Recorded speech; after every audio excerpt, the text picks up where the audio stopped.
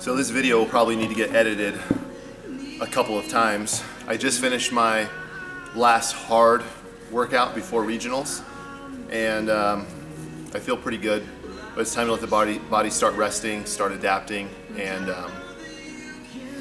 just get ready to actually stop practicing and actually do the real thing. So as I was working out, I'm in the gym by myself right now, and I started thinking about all the people who I hear talking about greatness, becoming something great, doing great at regionals, or winning, greatness of some kind.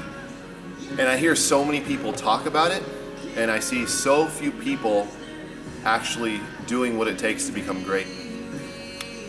I say this as somebody who hasn't achieved greatness yet, but I can tell, even not being at the level that I want to be at, that greatness takes more than talk of greatness.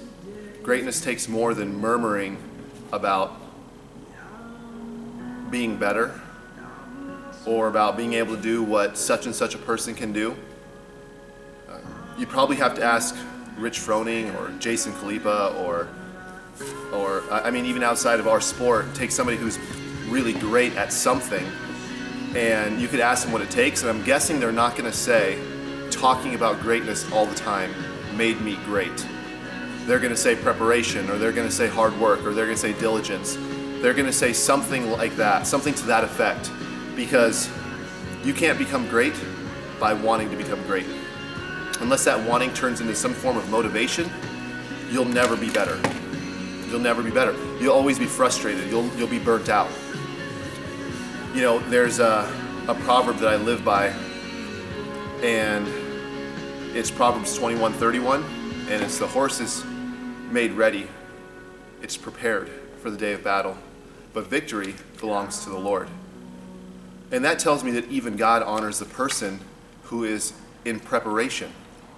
That's who he's going to honor. He's not going to find the person who is just sitting around wishing that they were used by God, or wishing that they were great, or wishing that they could go to the CrossFit Games, or wishing that they could become a rock star, a movie star, a doctor, a lawyer, or whatever.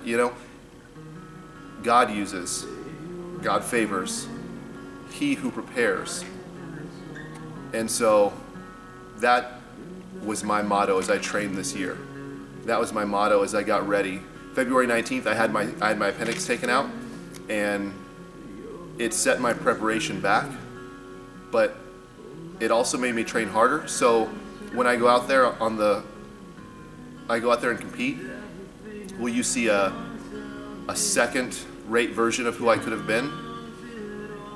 I don't know, because my training was so passionate, my training was so intense, because I felt like I was behind, that I was motivated to train twice as hard as I've ever trained. That being said, would I have done better if I had those 4.5 weeks where I couldn't really do much, if I had that back? If I could have done burpees and run and toes to bar at that point? Maybe. Would I have done better if the regionals was heavier again? Maybe. But I'm not going to become great if I whine about what regionals could have been. I'm not going to whine if I would have and become great if I just keep whining about my appendix being taken out. You can't do anything about that. Life throws you curveballs. Major League Baseball players hit curveballs.